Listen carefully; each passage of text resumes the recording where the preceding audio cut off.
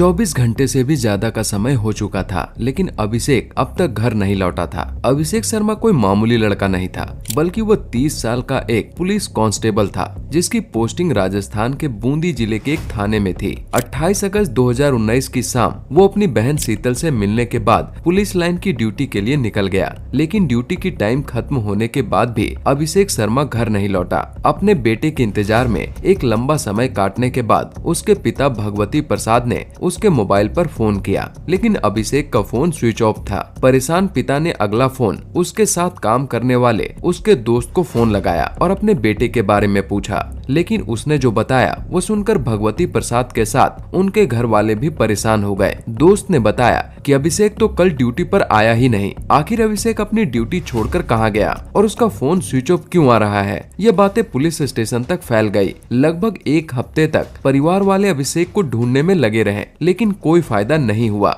जब मामला पुलिस तक पहुंचा, तब एक के बाद एक ऐसी चौंकाने वाली सच्चाई लोगों के सामने आई जो सच में आपको भी हैरान कर देगी। तो चलिए जानते हैं राजस्थान के पुलिस कांस्टेबल अभिषेक शर्मा की पूरी कहानी। भगवती प्रसाद ने अपने बेटे को ढूंढने के लिए हर उस सोर्स का सहारा लिया जो उसके बेटे को ढूंढ सकता था, लेकिन अंत में भगवती प्रसाद ने भी हार मान ली और 5 सितंबर 2019 को राजस्थान के बूंदी थाना पहुंचकर अपने बेटे के गायब होने की रिपोर्ट लिखते समय भगवती प्रसाद ने पुलिस को यह भी बताया कि अभिषेक के गायब होने में अभिषेक की पत्नी दिव्या पाठक और उसकी साली श्यामा शर्मा का हाथ हो सकता है। क्योंकि ये पुलिस केस थाने के एक कांस्टेबल पुलिस से जुड़ा था, इसलिए पुलिस ने भी इस केस में तुरंत छानबीन शुरू कर दी और इस केस की जानकारी वरिष्ठ पुलिस अधिकारियों को भी दी गई। कांस्टेबल अभिषेक शर्मा को ढूंढने के लिए पुलिस के वरिष्ठ अधिकारी आगे आए और वहाँ के एसपी ने इस केस से जुड़े छानबीन के लिए एक स्पेशल टीम बनाई, जिसमें स्पेशल पुलिस ऑफिसर को काम पर रखा गया। भगवती प्रसाद के दिए गए बयान के आधार पर पुलिस वालों ने यह अंदाजा लगाया कि अभिषेक शर्मा के गायब होने के पीछे प्यार और दुश्मनी का मामला हो सकता है। इस बात को वेरीफाई करने के लिए एक बार फिर से भगवती प्रसाद को थाने में बुलाया गया। तब उन्होंने बताया कि अभिषेक और उसकी पत्नी दिव्या पाठक के बीच का संबंध कुछ ठीक नहीं था और अक्सर दोनों के बीच कहासुनी होती रहती थी। दोनों के बीच आपसी लड़ाई झगड़े का कारण दिव्या की फुफेरी बहन श्यामा शर्मा थी, जिसे जाने अनजाने में ही अभिषेक शर्मा से प्यार हो गया था और वो किसी भी हालत में अभिषेक को पाना चाहती थी। भगवती प्रसाद के इस बयान के बाद पुलिस ने सबसे पहला काम कॉल रिकॉर्ड निकालने का किया, जिसमें शक के आधार पर पहले अभिषेक का, फिर पत्नी दिव्या पाठक और उसकी फुफेरी बहन श्यामा शर्मा दोनों का कॉल रिकॉर्ड निकलवाया गया। उसके बाद जब कॉल रिकॉर्ड की रिपोर्ट पुलिस के सामने आई तो पता चला कि घटना वाली रात अभिषेक का मोबाइल फोन 12 बजे तक एक्टिव था, लेकिन कुछ समय बाद इसके फोन का लोकेशन बदला और विजयगढ़ किले के आसपास मोबाइल फोन बंद हो गया। विजयगढ़ किले की लोकेशन मिलने के बाद पुलिस की टीम एक बार फिर से अभिषेक के घर वालों से पूछताछ करते हुए कहा कि क्या उनका कोई परिवार विजयगढ़ में रहता है। तो अभिषेक के पिता ने बताया कि विजयगढ़ किले के आसपास तो कोई नहीं रहता, लेकिन उससे कुछ दूर जारवाड़ा गांव में अभिषेक की पत्नी दिव्या का मायका है। हो सकता है अभिषेक उससे मिलने गया हो, इसलिए पुलिस ने इस केस को दूसरे एंगल से भी देखना शुरू किया और शक के आधार पर पुलिस की एक टीम दिव्या के मायके पहुंची। जब पुलिस वालों ने अभिषेक के लास्ट लोकेशन के बारे में बताया तो दिव्या ने साफ मना करते हुए कहा कि 28 अगस्त को अभिषेक उससे मिलने नहीं आया था। अब एक बात तो साफ थी कि या तो दिव्या झूठ बोल रही थी या फिर सच में अभिषेक उससे मिलने नहीं आया था। इसके बाद पुलिस का अब दूसरा शख्स श्यामा पर गया। इस मामले में श्यामा के फोन की लोकेशन और कॉल रिकॉर्ड को खंगाला गया। इस कॉल रिकॉर्ड से यह साफ हो गया कि अभिषेक के गायब होने से पहले तक श्यामा और अभिषेक की काफी लंबी बातें होती थी। इस कॉल रिकॉर्ड में एक और नंबर पुलिस की नजर में आया और उस नंबर पर भी श्यामा की लंबी लंबी बातें होती थी। आखिर ये संदिग्ध नंबर किसका था? क्या यह नंबर अभिषेक के गायब होने से संबंधित था? इस सवाल का जवाब जानने के लिए इस संदिग्ध नंबर की भी CRD निकलवाई गई तो पता चला कि यह नंबर नावेद नाम के एक लड़के का है और नावेद इस गांव का रहने वाला था जिस गांव में श्यामा रहती थी। नावेद नाम की इस व्यक्ति की और जानकारी निकाली गई, जिसमें पता चला कि वह जयपुर में एक फाइनेंस कंपनी में काम करता था। अब नावेद की यह कड़ी अभिषेक से जुड़ती हुई नजर आ रही थी, इसलिए दोनों को पूछताछ के लिए थाने में बुला लिया गया। जब पुलिस की टीम ने अभिषेक की लापता होने की बात छेड़ी तब दोनों ने उल्टी सीधी कहानी सुनाकर पुलिस को गुमराह करना शुरू कर दिया। लेकिन पुलिस के हाथ कुछ ऐसे सबूत लग चुके थे जिससे यह साबित करना आसान था कि अभिषेक के साथ जो कुछ भी हुआ है उसमें इन दोनों का जरूर कोई ना कोई हाथ है। जब पुलिस ने दोनों को अलग अलग कमरों में ले जाकर सख्ती से पूछताछ करनी शुरू की तब दोनों ने अभिषेक के बारे में कुछ ऐसे चौंकाने वाले खुलासे किए जिससे अभिषेक के लापता होने की पूरी कहानी साफ हो गई। इन दोनों के बयान के अनुसार अभिषेक अब इस दुनिया में नहीं था। दरअसल उसकी हत्या कर दी गई थी और इस हत्या में श्यामा और नावेद दोनों शामिल थे। लेकिन इस हत्या के पीछे का कारण क्या था ये सुनकर शायद आप भी चौंक जाएंगे। करीब 11 साल पहले अभिषेक शर्मा की नौकरी पुलिस कांस्टेबल के पद पर लगी थी। कुछ समय बाद उसके जज्बे और जोश को देखकर उसे कमांडो की ट्रेनिंग भी दी गई थी। अपने लाइफ में सेटल होने के बाद अभिषेक शर्मा की शादी दिव्या पाठक से हो गई। अभिषेक दिखने में काफी सुंदर और आकर्षक युवक था।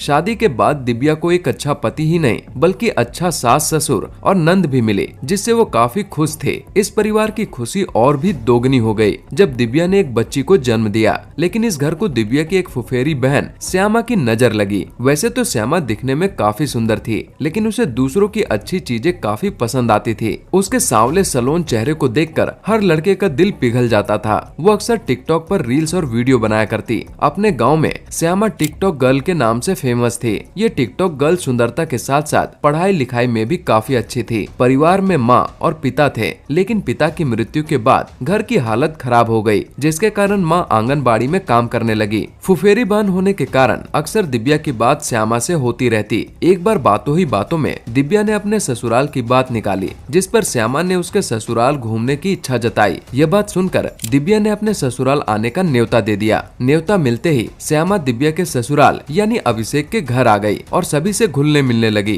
कुछ दिन रहने के बाद श्यामा अपने जीजा अभिषेक से बातचीत का सिलसिला बढ़ाने लगी और ये सिलसिला धीरे धीरे प्यार में बदल गया। श्यामा और जीजा अभिषेक के बीच बातचीत का सिलसिला बढ़ने लगा और ये सिलसिला धीरे धीरे प्यार में बदल गया। शुरुआत में दिव्या ने इस रिश्ते को जीजा और साली का प्यार समझा लेकिन कुछ समय बाद दोनों की हरकतें देखकर दिव्या को शक होने लगा। दिव्या का यह शक यकीन में बदल गया जब उसने दोनों को एक साथ कमरे में आपत्तिजनक हालत में देखा। इसके बाद घर की हालात बदलते देर नहीं लगी। दिव्या ने श्यामा को काफी खरी खोटी सुनाई और अभिषेक के साथ जो कहा सुनी हुई उससे घर में तनाव का माहौल पैदा हो गया। अगले ही दिन श्यामा अपने घर से चली गई लेकिन अभिषेक के दिल और दिमाग से वो कभी नहीं निकले। दूर जाने के बाद भी दोनों की बातें लगातार होती रही। कांस्टेबल साहब प्यार के जाल में कुछ ऐसे फंस गए कि वो श्यामा से मिलने के लिए उसके गांव जाता, रातें बिताकर सुबह घर चला आता। कुछ दिनों बाद गांव जाने वाली बात दिव्या को फिर से पता चली जिसके कारण दोनों के बीच और दूरियां बढ़ने लगी। दिव्या जब भी इस बारे में सवाल जवाब करती तो अभिषेक उसके साथ मारपीट करता।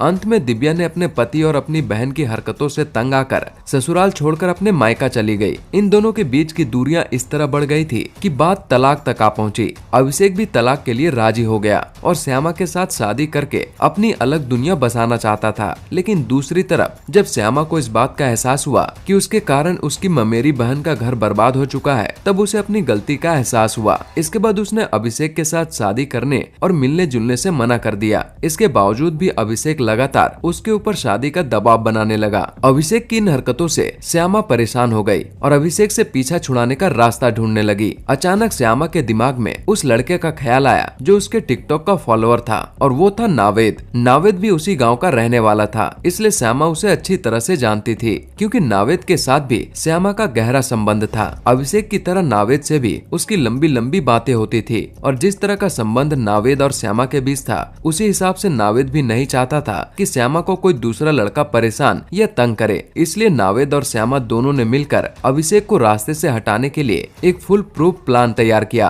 और इस तरह नावेद भी इस जुर्म का हिस्सा बन गया। अब समय आता है 28 अगस्त 2019। इसी दिन श्यामा ने अभिषेक को फोन मिलाया और कहा कि आज मेरा बर्थडे है और मैं आज का पूरा दिन तुम्हारे साथ बिताना चाहती हूँ। श्यामा की ये बातें सुनकर अभिषेक खुश हो गया और शाम 7 बजे अभिषेक अपने घर से ड्यूटी जाने के लिए निकल गया। लेकिन वो पुलिस थाने न जाकर अपने गाँव बूंदी से 160 किलोमीटर दूर श्यामा से मिलने के लिए उसके पास पहुंच गया। श्यामा ने खाने के लिए कुछ खाना पैक किया और बाइक पर सवार होकर अभिषेक के साथ विजयगढ़ किले की तरफ निकल गई। उधर श्यामा ने जावेद को फोन करके विजयगढ़ किले के नीचे धीरावत महल आने को कहा। विजयगढ़ किले के नीचे धीरावत महल में पहुंचकर श्यामा अभिषेक को अपने हाथों से खाना खिलाने लगी। सुनसान और वीरान जगह देखकर अभिषेक को कुछ ठीक नहीं लगा, लेकिन वो भी एक पुलिस वाला था और साथ ही उसने कमांडो ट्रेनिंग भी पूरी की थी, इसलिए उसे अपने ऊपर पूरा विश्वास था। थोड़ी ही देर बाद नावेद भी वहां पहुंच गया और अभिषेक पर हमला करने के लिए घात लगाकर बैठ गया, लेकिन उसके मन में कहीं न कहीं यह डर भी था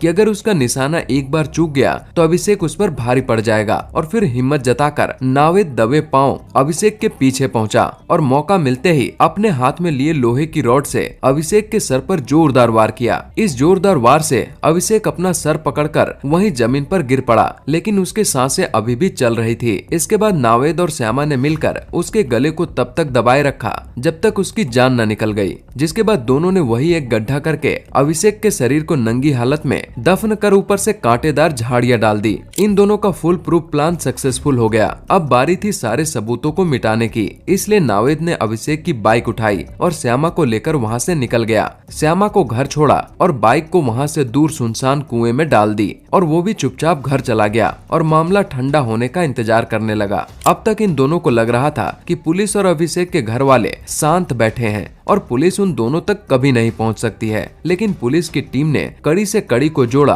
और 18 दिसंबर 2019 को नावेद के साथ श्यामा को भी गिरफ्तार कर लिया। पुलिस रिमांड के दौरान उनकी निशानदेही पर पुलिस को विजयगढ़ किले के नीचे धीरावत महल में दफन कांस्टेबल का शव मिला तो हर कोई चौंक गया। करीब 110 दिन से दफन ये शव कंकाल बन चुका था। नावेद के बताए हुए जगह पर अभिषेक की मोटरसाइकिल भी मिली और अभिषेक के कपड़े एक तालाब से बरामद किए गए। पुलिस रिमांड पूरा होने के बाद कोर्ट के आदेश पर कांस्टेबल अभिषेक शर्मा के आरोपी नावेद को जेल भेज दिया गया और श्यामा शर्मा को नारी सुधार गृह भेजने का आदेश दिया गया, क्योंकि जब ये घटना हुई थी उस समय श्यामा के 18 साल पूरा होने में 6 दिन बचे थे, इसलिए कोर्ट ने उसे नाबालिग बताया। लेकिन 18 दिसंबर 2019 को जब उसे गिरफ्तार किया गया तब उसकी उम्र 18 साल पूरी हो चुकी थी। इस घटना में आपकी क्या राय है? अपनी राय हमें कमेंट करके जरूर बताएं।